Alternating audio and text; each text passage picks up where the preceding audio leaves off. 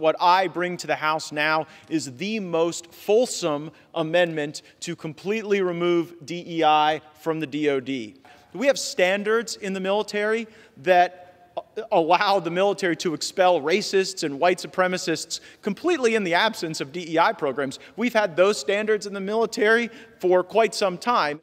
This amendment does nothing to address the recruitment shortfalls that our services are facing, and instead it will only make it more difficult to recruit Americans on diverse backgrounds representing the true makeup of our nation. What are you so afraid of? Why do you keep bringing these divisive issues to the body of this floor? You are out of order. You are exhausting, Mr. Gaetz. The gentleman is no longer recognized. Recently, we've seen an extreme conservative movement begin a new assault on the lending firms that aim to expand access to historically underserved communities.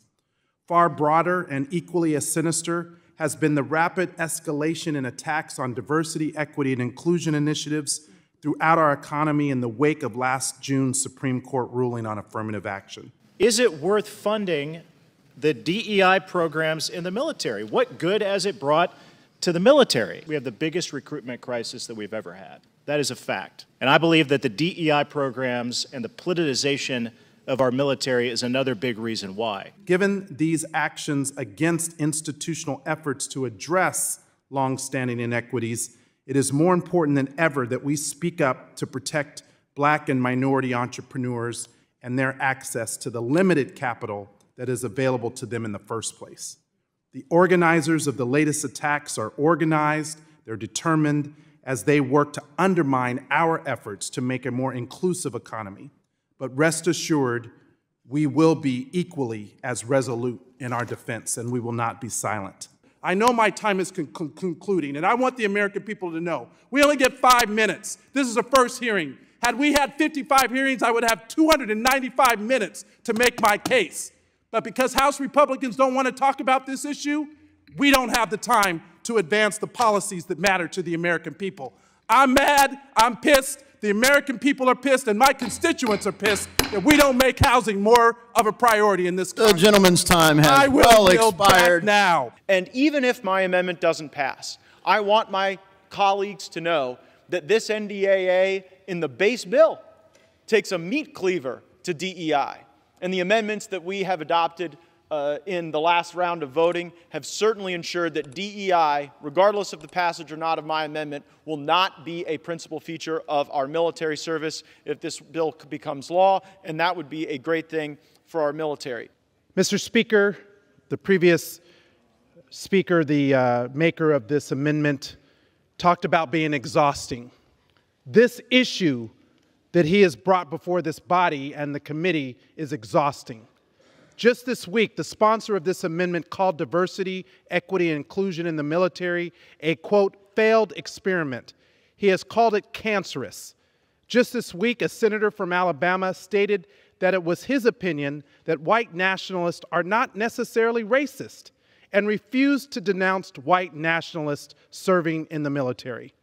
All of this with the backdrop of the same senator holding up hundreds of military nominations, which is actively hurting our national security, something that this NDAA bill would address.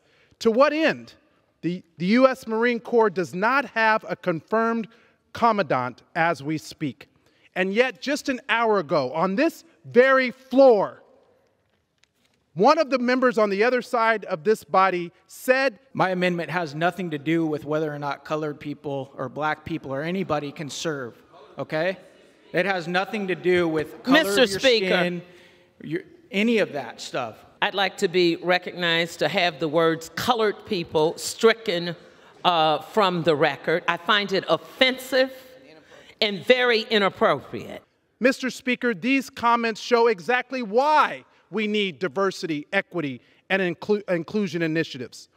Every day, our military grows more diverse, more and more reflecting the diversity of our nation. Gentleman from Nevada, Mr. Horsford, is now recognized for 5 minutes. Thank you to the chairman and to the ranking member. Good to see you, Secretary, and appreciate you appearing here to discuss the recent report from the Financial Stability Oversight Council.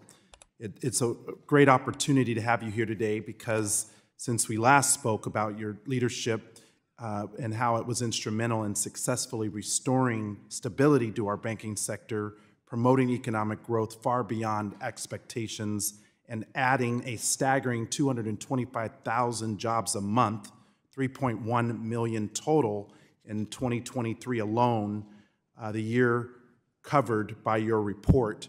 Critically, there was not just growth in the number of jobs created, but the quality of the jobs is rising as well. Americans are finally seeing their incomes climb, and now not only is the level of real annual earnings higher than before the pandemic, but in 2023, the growth of real wages was faster than it was during the pre-pandemic trend. Everyday working families, those earning in the bottom 25th percentile of workers, saw the fastest expansion with a 3.2% jump in their inflation-adjusted incomes. So I want to commend you and the Treasury Department for your invaluable efforts in contributing to this strong growth, as your efforts to mitigate the contagion of a bank run earlier in the year were largely successful.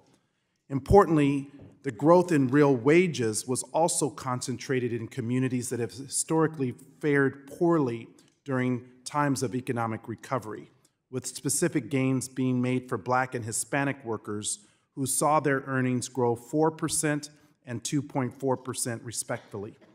As you mentioned earlier this year to the Economic Club of Chicago, and according to the Treasury Department's October Equitable Recovery Report, this may have even been the most equitable recovery in recent history. Now, while I recognize that these gains were far better than forecasters predicted, I hope you'll agree with me that there's still more work that needs to be done. As we know that diversity, equity, and inclusions are a business imperative. In fact, I want to enter into the record a report from McKinsey and Company titled Diversity Matters Even More, where they report that the companies with the most diversity in their management team in the top quartile have 39% better performance than those that are not diverse. So Secretary, without objection. Thank you. Secretary Yellen, as Treasury weighs key policy priorities such as the Community Reinvestment Act, the IRA and CHIPS implementation, and other determinations, do you agree with the McKinsey report findings that companies and financial institutions that refuse to incorporate diversity, equity, and inclusion practices into their businesses perform worse than their peers and thus may be riskier? Well, I'm aware of the research that you cited, and it strikes me as being well done. So while I've not looked at this issue myself, I see very good reasons for the findings you mentioned. Thank you. And do you believe that these renewed attacks on diversity, equity, and inclusion efforts may lead financial institutions to lower the availability of credit to low-income, minority, and underserved communities? And could these pullbacks increase systemic risk within those communities if those institutions are a main source of credit for those underserved populations? Well, I think access to credit is critically important for these communities, and it would be a devastating thing to see a pullback. As you know, Treasury and the Biden administration have been highly focused on adding through many different programs, including CDFIs and this SSBCI program, access to capital in minority, Thank you. low-income And for that reason, Mr. Chair, I add with my colleague and call on you to bring a hearing on this important issue. This is an attack that must be addressed, and this committee should be at the center of it. With that, I yield. Gentlemen. Mr. Chairman, to the ranking member, 122 days, nearly a year into the 118th Congress, and we are finally having our first hearing on housing affordability. Congratulations. Will the gentleman yield? No, I will not. Because during the previous chair's leadership, Chair Waters, the committee Democrats held 55 hearings on housing-related issues last Congress. That means I would have had 275 minutes to talk about the issue that is of prime importance to my constituents. So I only have 5 minutes, so no, I will not yield. We are amid a housing affordability crisis that is crippling our country. There have been a shocking 47% increase in national home prices since May of 2020, and that has driven many Americans even further away from the dream of home ownership. Far too many households are forced to continue to rent, and they face unique challenges of their own, as our limited supply of housing simply cannot meet the ever-growing demand. The National Multifamily Housing Council estimates that we need to add nearly 3.7 million new apartment units a year to keep up with demand. That is only to keep up. Even at that pace, we won't even begin to deal with the estimated 14 million unit shortfall that renters face today. For the 21.6 million American households that spend over 30% of their monthly income on rent, they simply can't afford to wait any longer. So this hearing is long overdue. My district in Las Vegas has been one of the hottest real estate markets in the country since the pandemic. And whether a family is looking to purchase a home or simply rent month to month, they are seeing their cost increase through the roof. As you can see, since 2015, Zillow data shows that there have been a drastic 75% jump in the typical rent in Las Vegas to over $1,800 a month. And with an average renter's household income at $51,000, the rent affordable at that income is well short of the $1,286. When we look at the most vulnerable and lowest income renters, the stats from the National Low-Income Housing Coalition become even more alarming, with a staggering 90% of these households facing a difficult cost burden. This should come as no surprise when home sales volume remains depressed, and the average household spends a burden of 29.6% of their income on mortgage or rent. And we can see that most of these low-income households are severely cost-burdened, which means they are spending over half of their income each month just to remain housed.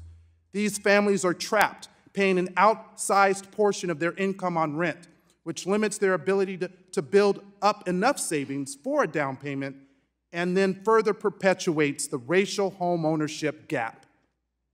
And yet, thus far, this subcommittee has been uninterested in advancing any meaningful housing policy during the first session of this Congress. I call foul. And all of the government approach is required to address this crisis, and we need to look both at how to incentivize increases in our housing stock and also how to ensure the homes we do have are sold to real families, households that will form the backbone of our economy. That is why earlier this year I introduced the Housing Oversight and Mitigating Exploitation Act, the HOME Act, to give HUD the data necessary to understand the severity of our housing shortage and to protect everyday Nevadans from being exploited by out-of-state corporate speculators. These massive corporations have been able to pay cash during this period of high interest rates, which have allowed them to purchase almost a third of the homes sold in certain zip codes, 1 in 3. And it is unlikely that the homes that they purchase will ever appear on the housing market again. So I'm deeply concerned by reports and corroborated by the Redfin data that these corporate speculators predominantly target neighborhoods of color and single mothers. The HOME Act would give HUD the tools necessary to investigate these allegations. Not only will HUD be able to collect the necessary data on who these speculators are targeting, but also gives HUD the tools necessary to ensure that we have an equal level playing field. I know my time is concluding, and I want the American people to know, we only get 5 minutes. This is the first hearing. Had we had 55 hearings, I would have 295 minutes to make my case. But because House Republicans don't want to talk about this issue, we don't have the time to advance the policies that matter to the American people. I'm mad, I'm pissed, the American people are pissed, and my constituents are pissed that we don't make housing more of a priority in this country. The gentleman's time has well expired. Now.